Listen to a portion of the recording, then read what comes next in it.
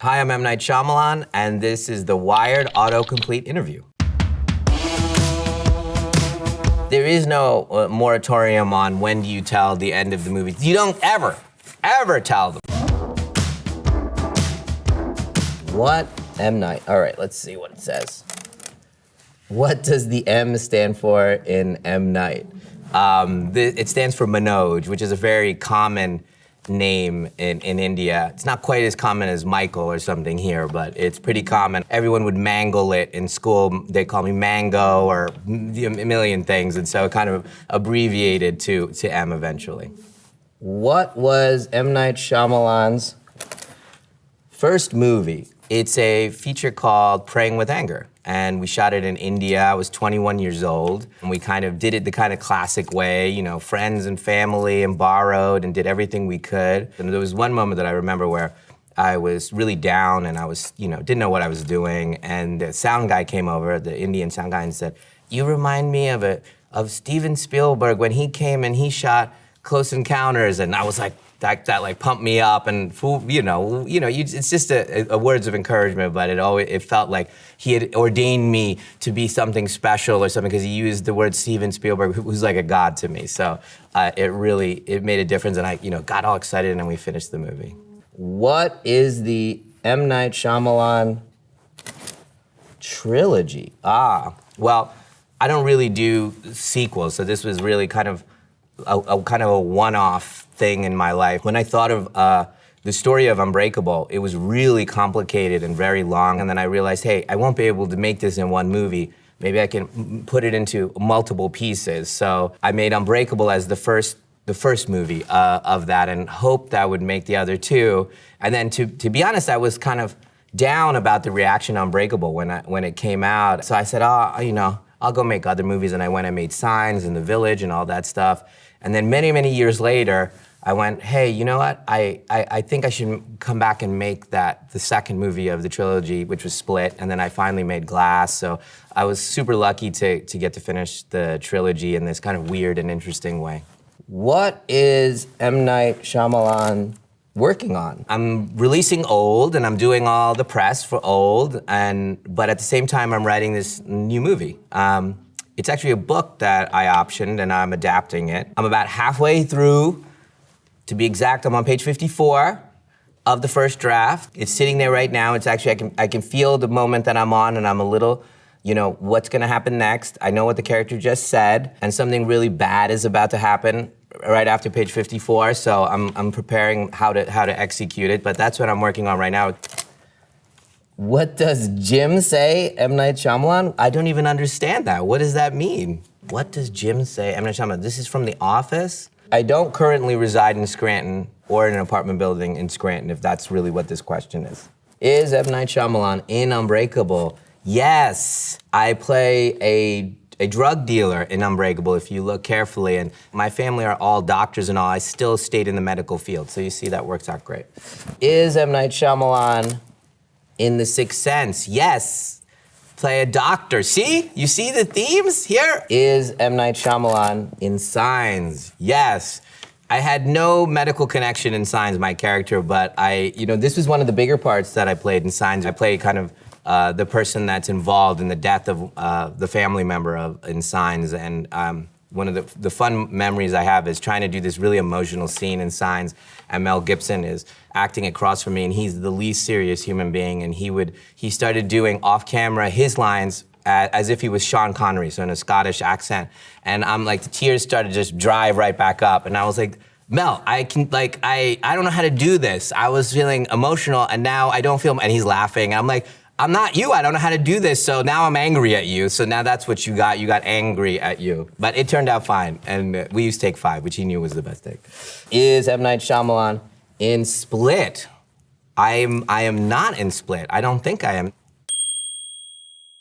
Is M. Night Shyamalan in The Village? Yes.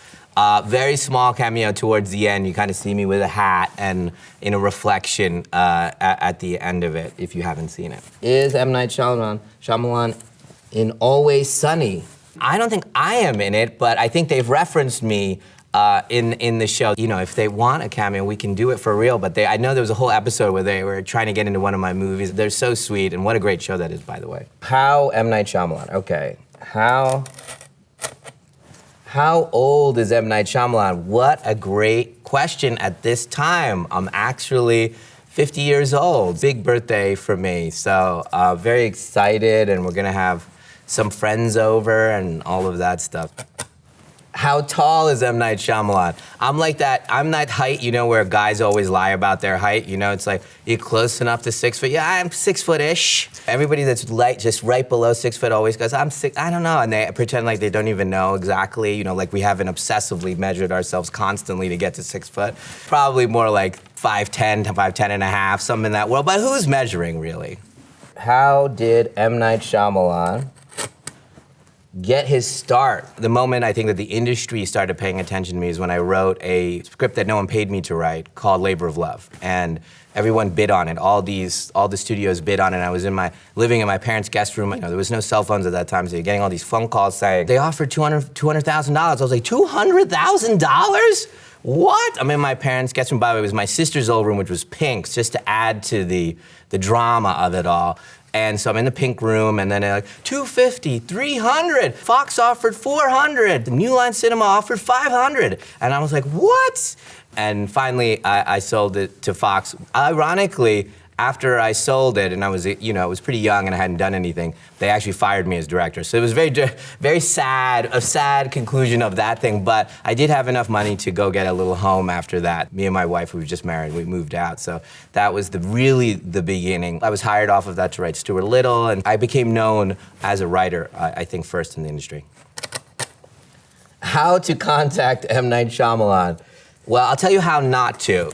You don't throw things over my gate to, you know, packages. You don't leave things on my car. Don't do any of that. Don't do any of that. You know, I'm on social media, and you can try to reach out, which I don't get to read everything, but sometimes, you know, messages really touch me, and I respond. So, and don't reach out to my parents, because they're always like, this person stopped by the house, and I was like, Mom, don't, that, you know, they gave me this. I'm like, Mom, just don't answer it.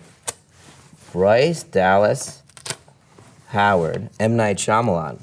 Wow, so this is just a kind of a word association, is that what this is? So Bryce, I saw in a play off Broadway. She was in a Shakespeare play, I think it was As You Like It, and so taken with her. And I was writing The Village at the time, so it was kind of a period piece. And I remember going to see her in New York, and just knew the second that the show was over that I'd found who I wanted to be the lead. So I went to lunch with her, and I said, hey, I'm gonna do this movie, and I handed her the script, and it was really sweet. Where M. Night Shyamalan, let's see. Where did M. Night Shyamalan grow up? I grew up outside Philadelphia, in the suburbs of a place called Penn Valley. It was almost like being in a Spielberg suburban movie. We're all on our bikes, riding around the neighborhood every night after school, and then try to get everybody, ring the doorbell, can Joey play? Can this person play? And then we'd ride around and have adventures, and then have to go home and go eat and do our homework. Where did M. Night Shyamalan go to high school? I went to Episcopal Academy, which is outside Philly. That school had just become co-ed a few years before, so there were girls, and this was the first time that I actually went to school with girls, so it was a very distracting time for me. Those of you that have Indian immigrant parents, you know what I'm saying. Very, you know, restricted, and then go to school with girls, and they're just sitting right next to you, and the pretty girls over there, and very hard to learn algebra under those conditions. Where does M. Night Shyamalan live? I live outside Philly. We consider ourselves Philadelphians, even though we're right outside Philadelphia. I'm going to Philly every week, and that city is very, very dear to me, and protect it, you know, with everything. Where is M. Night Shyamalan now? Is that an existential question or a literal question? I'm gonna answer it existentially.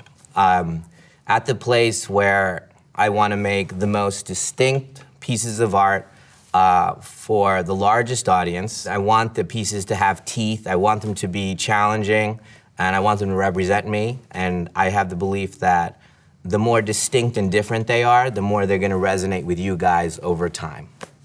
This is obviously about the movie Signs. Is Signs a religious movie Wow, that's a good question. Most of my characters in my movies, I think it's about some belief system that I personally am struggling with. And because I'm not Catholic, but I went to Catholic school for 10 years, that, the form of a priest felt very, very natural to me as somebody to kind of carry the load. Whenever I talk about what the movie is about, if it's about ghosts or comic books or aliens or you name it, those are really just kind of the clothing for a discussion about the crisis of faith. So I know the kind of the theories on signs that, the aliens represent inner demons. It's accurate in the sense that all of them are, the comic book story is about you believing in yourself, that David Dunn doesn't believe in himself. And Signs is that same way about this world event. And does this have meaning for you? Are we just gonna get, are we just food? Is there meaning in everything? And then he finds meaning in this moment. What was wrong with the dog in Signs movie? My mind was thinking that, as the aliens got closer and were nearby, the animals would be becoming violent and irrational and acting erratically, and that was one of the first indicators that there was something around that was very threatening, sending them into a certain type of place. Something, Signs. Who played the alien in the movie Signs? Gosh, I'm forgetting the actor's name. He's so wonderful. He was so giving.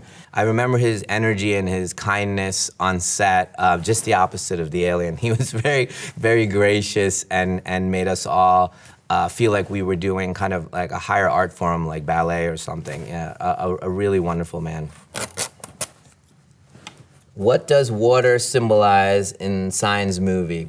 Water always has a kind of a special place for me in my movies. There's a kind of a sense of purity from it or rebirth. It's often used that way in religious ceremonies. My parents and my mom especially, who did a lot of Indian ceremonies, they use water in this fashion. And you see it a lot in different rituals. You see it in a bunch of my movies in Lady in the Water, and now I guess in Old as well. That kind of the proximity to water, it feels like there's some magical property to it. So it always made sense to me that would be the thing that burns off the demons, let's say. All right, Sixth Sense. What does the Titanic and the Sixth Sense have? Should I do this other line? In common. They both have Leonardo DiCaprio. No, they were both #1 for a very long time in the movie theaters. I think Sixth Sense was either 5 or 6 weeks, and Titanic was 10 weeks. And since Titanic, I think these are the two movies that have been #1 in the movie theaters for the longest. It's a joke, and it's I see dead people. Ah, I see. That's funny too. Is The Sixth Sense, let's see, what's this say? Is The Sixth Sense a 3-act narrative? Look at this, film school. I'm not sure. It's funny, I don't really think like that, but I'm sure it's true because what feels natural, right, is that kind of the setup, the conflict, and then the kind of, the escalation in that third act to the resolution. I think my movies have a kind of a, by the nature of them, because there's a revelation, there's probably a fourth movement in them, in those last moments in these movies as you realize something, or there's kind of a revelation of some kind. I don't know if that falls into the 3-act structure like that. What are the clues in The Sixth Sense? Gosh, I'm sure there's many more than I will think of off the top of my head, but we use the color red to indicate the other world, like nagging at him, and I think, him staring at the doorknob, of the things that were not ripe, that his consciousness is not acknowledging because he has to stay blind, essentially, as he's walking through life a bit. What's the twist in The Sixth Sense? Can't tell you that. At this point, if you haven't, seen it, you just go watch it. This is how you do it. You go and watch this movie, and then you find another person and you ask them before you say anything, have you seen it? And then if they say yes, then you can openly talk about it away from others kind of situation. That's it. There's no other way to talk about it. That's it. Okay, plot twist.